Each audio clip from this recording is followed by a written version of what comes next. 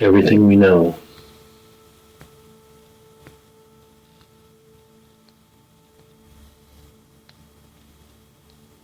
comes to us somehow. How does it come to us? How do we know it? We know it because it appears and then it's translated. It's labeled. It's conceptualized.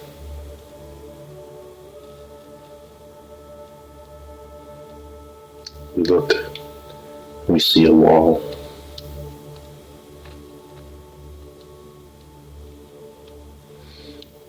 We only know it's a wall because we've conceptualized that perception. We see the computer.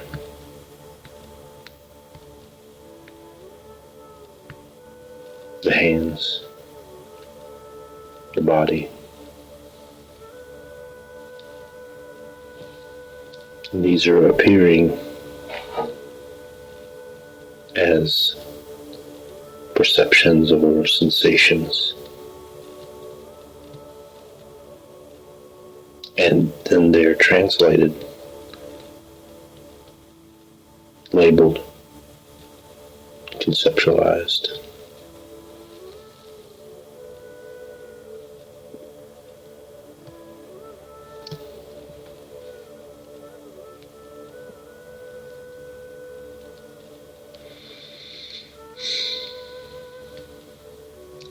Feel the body.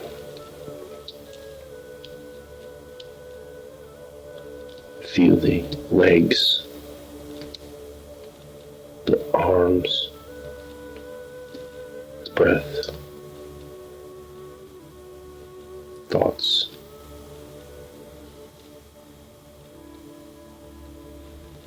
And these are all sensations which are translated, labeled, and conceptualized.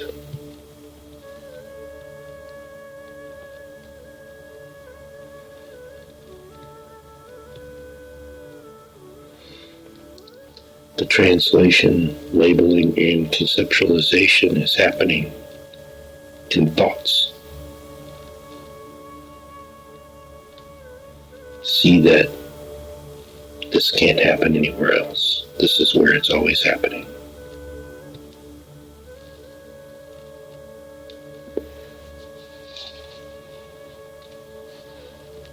And those thoughts are more sensations.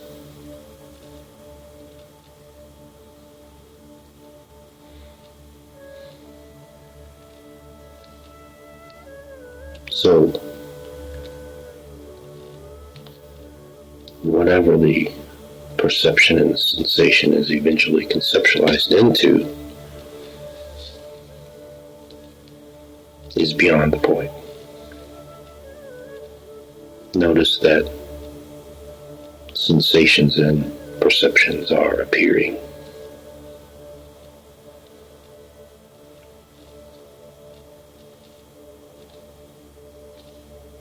Just notice that. The sound of this voice is a perception, a sensation, and it's appearing.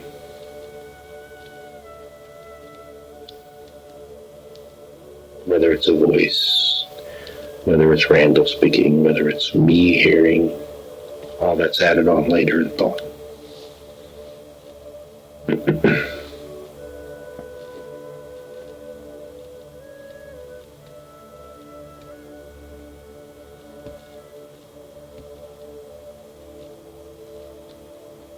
See that sensations and perceptions are happening. Direct experience right now is happening.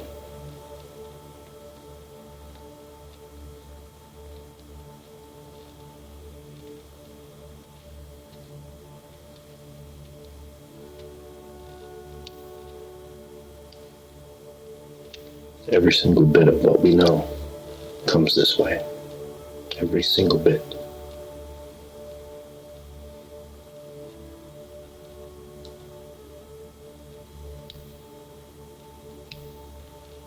We see that it's an appearance.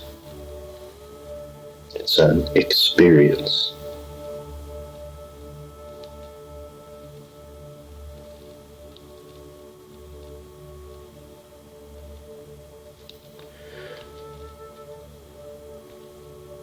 And where is it appearing at?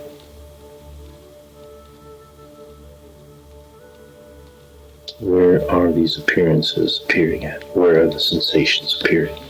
Where is it happening? Where are the sensations located?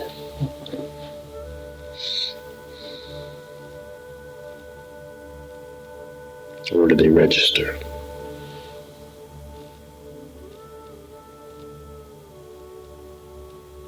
We looked at the wall.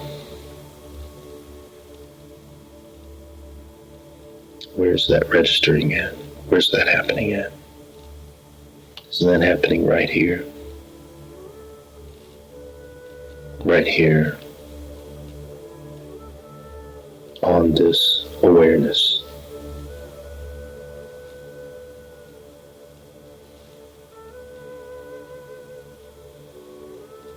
We have an assumption of distance.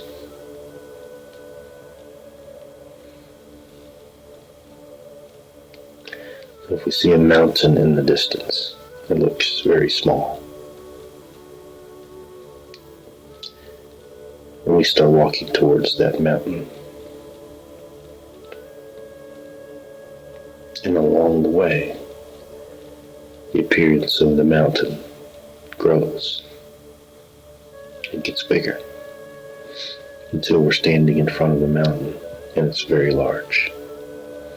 The appearance has changed. There was an assumption of distance, but that perception is still appearing right here on this awareness. The appearance seemed to get bigger, but it registered right here.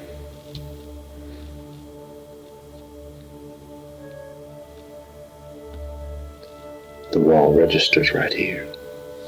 The computer registers right here. It's not over there, it's right here. Direct experience is right here.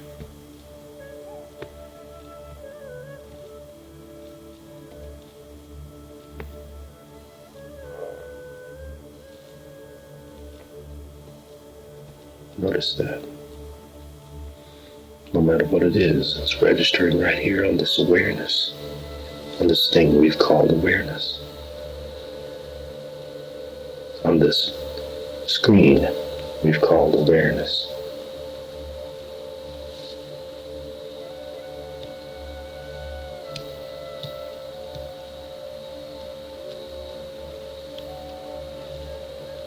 Look at the hands.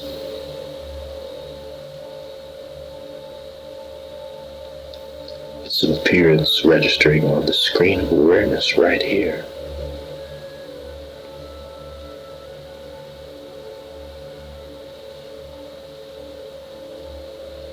We say the hands are over there. That's a way of thinking, a way of conceptualizing, an assumption of distance.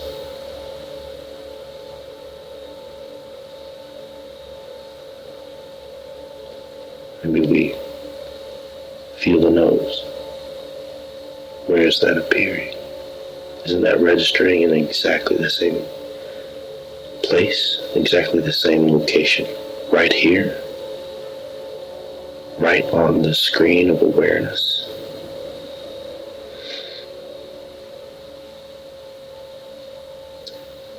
So that wall over there and that nose right here register in the same place. And there's an assumption of distance or space.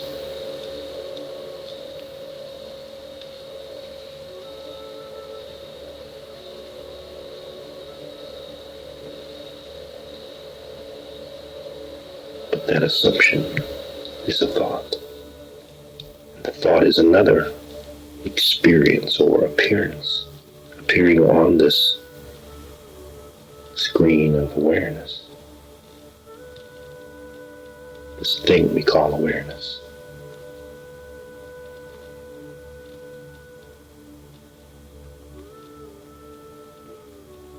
And if we look around, everything we know and see appears this way. There is no distance or duration. Those are assumptions. There's only this right here.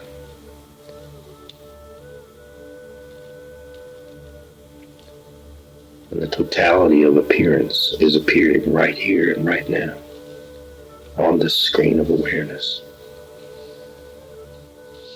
It's like a movie playing on the screen.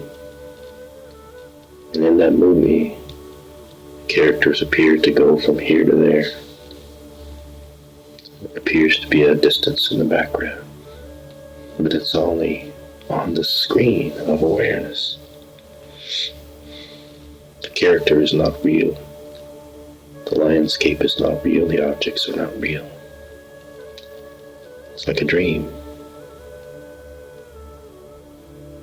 Yet we can get lost in that movie. We can really buy into that movie.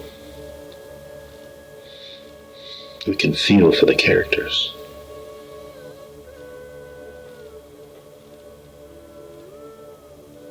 And the screen of awareness is no different. There's a character appearing, and we've gotten lost in that character's life story.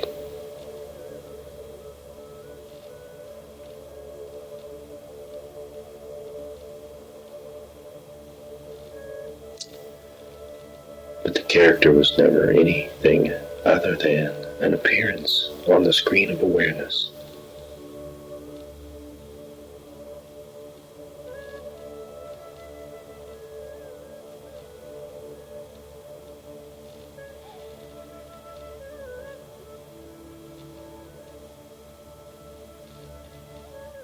Notice that everything that is appearing comes this way. So if there are thoughts about this, those are appearing. If there are questions coming up or confusion coming up, those are appearances or experiences or sensations.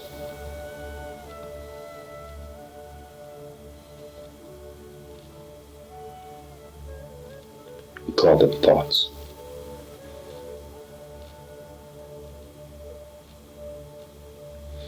And then thought later conceptualized even its own self. Thoughts conceptualized thoughts as my thoughts.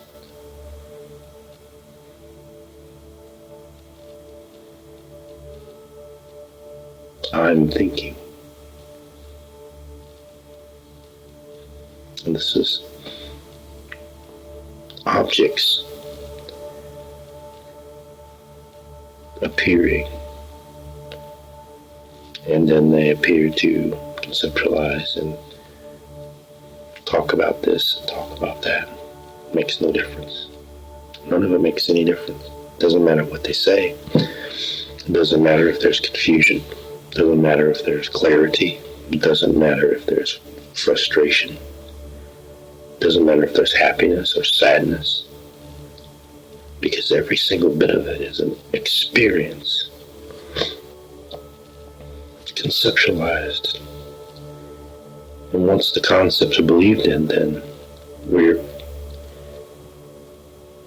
buying into the story of this character on the screen.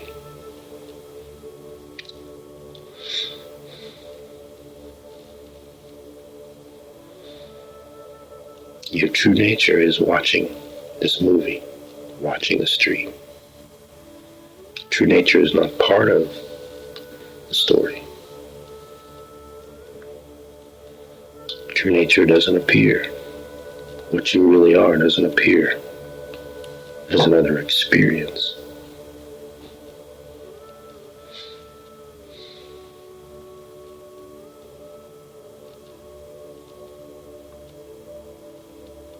what you really are isn't a body or a mind or thoughts.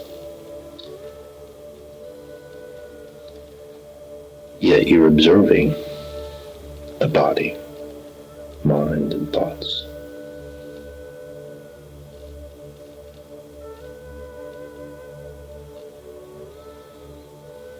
And in that picture, there could be drama, searching, spiritual seeking, looking for enlightenment, meditating, reading books.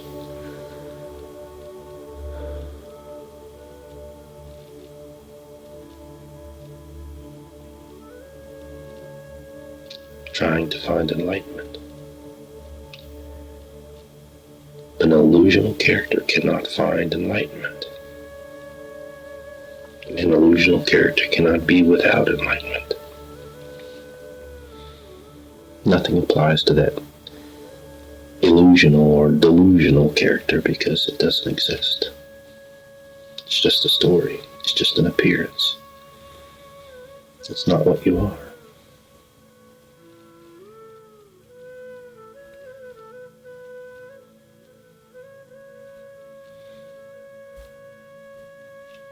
You have no body, you have no mind, you have no thoughts, you are not thinking, you are not doing anything. You're simply the presence that is always there and unchanging while the appearance of this play, or this dream, or this movie goes on.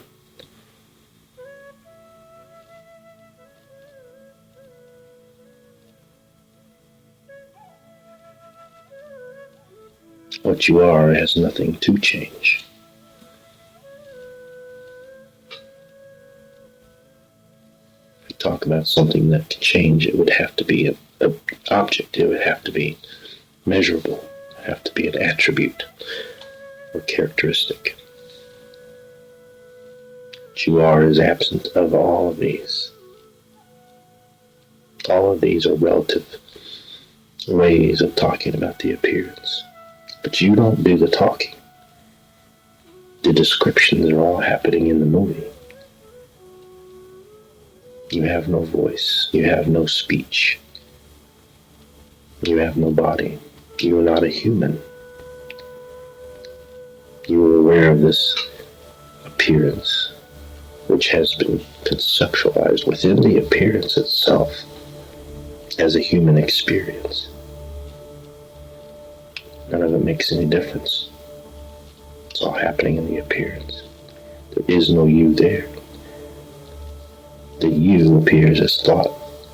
Thought comes up and creates the idea of a you living in a body. And it's just like watching a movie and buying into the story.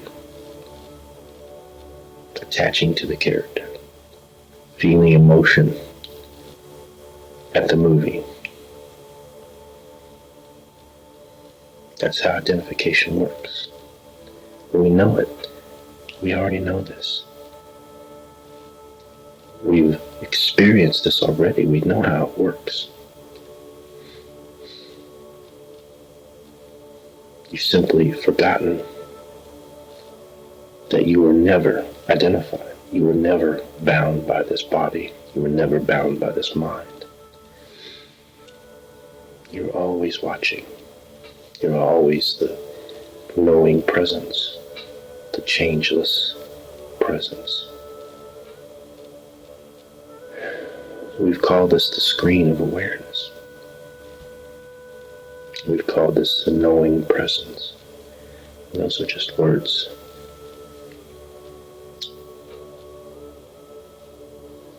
When we say the word, then there seems to be a subjective interpretation of what that means. That's not it either. What it's pointing to is obvious already. It's obvious. It's obvious.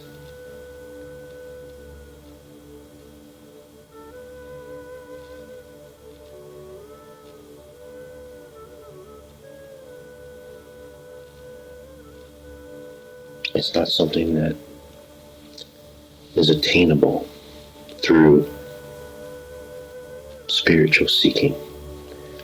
It's not an experience that comes, a reward that comes from a successful search.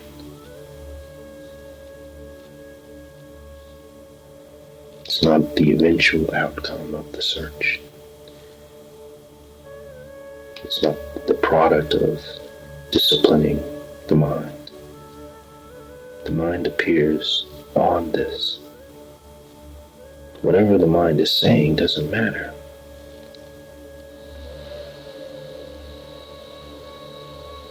The mind appears on this. But in what you are, there's no such thing as a mind. That's just a concept that's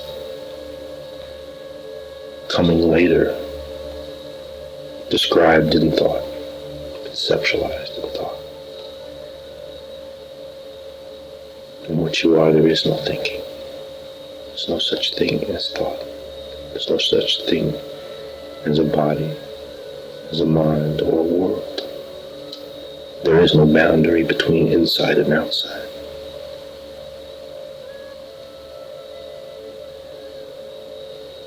To what you are, nothing is really happening, because there's no one separate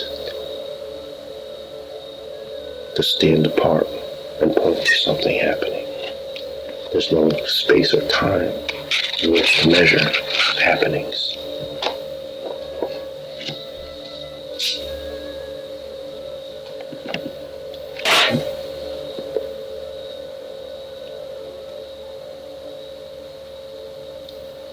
What you are is always and already fully present, unchanging,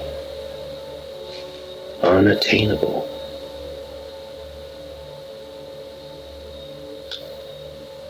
perfectly free.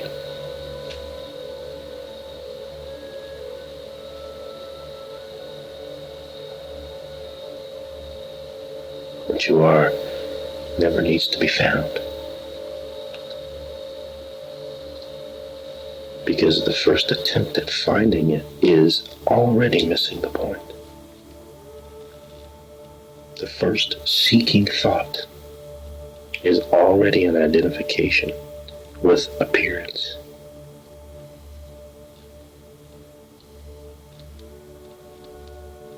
The first thought of I am is already identification with the appearance.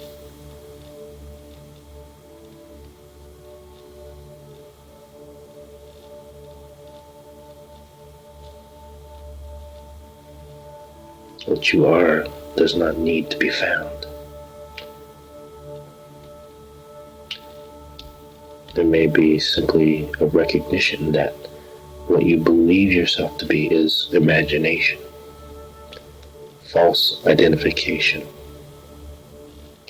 And when we see that everything we know comes to us as an experience, comes to us as appearance, everything that we know is registered immediately on the screen of awareness. No distance, no duration. It's happening right here.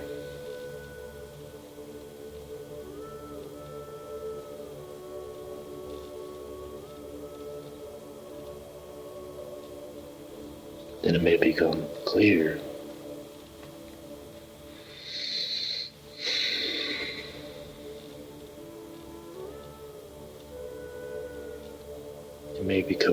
that the search was always based on the assumption of a seeker.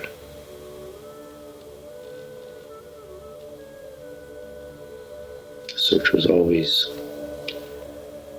getting something in the future for me.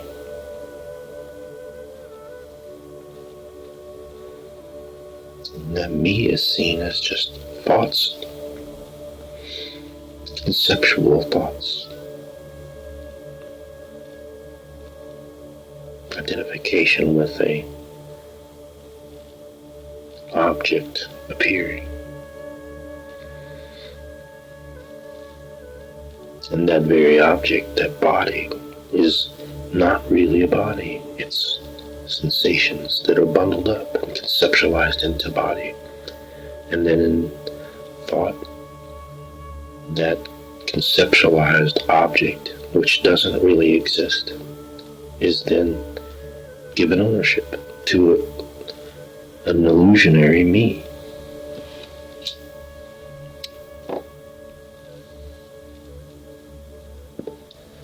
It never was a seeker. If it never was a seeker, then who's searching? Who can find enlightenment?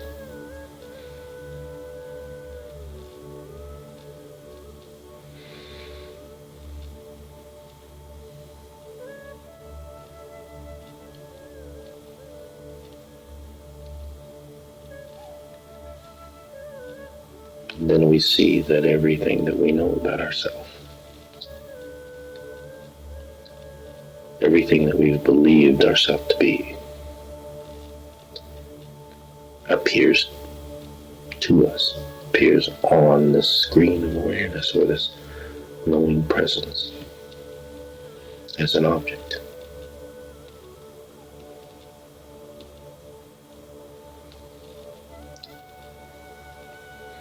Then we look, and it's clear there's no one looking.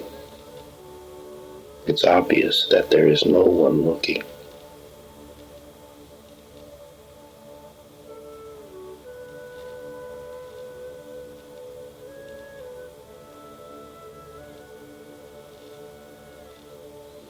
There are hands appearing, but we really can't call them hands. And certainly not my hands, because that doesn't make any sense. There's no such thing as a me or a my.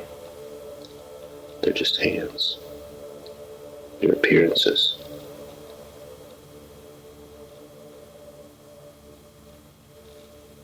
This thing that we've identified with is not what we are. And the mind, in its conceptualization, creates this illusion, creates these identifications. And once we realize that it's just a movie, then we're free of it.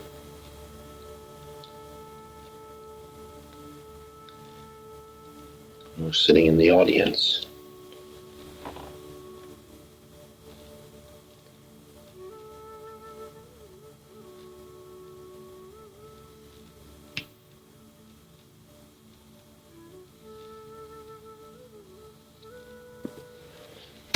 So there's nowhere to go. There's nothing to get. There's nothing to do. Because the goer, the getter, and the doer is false.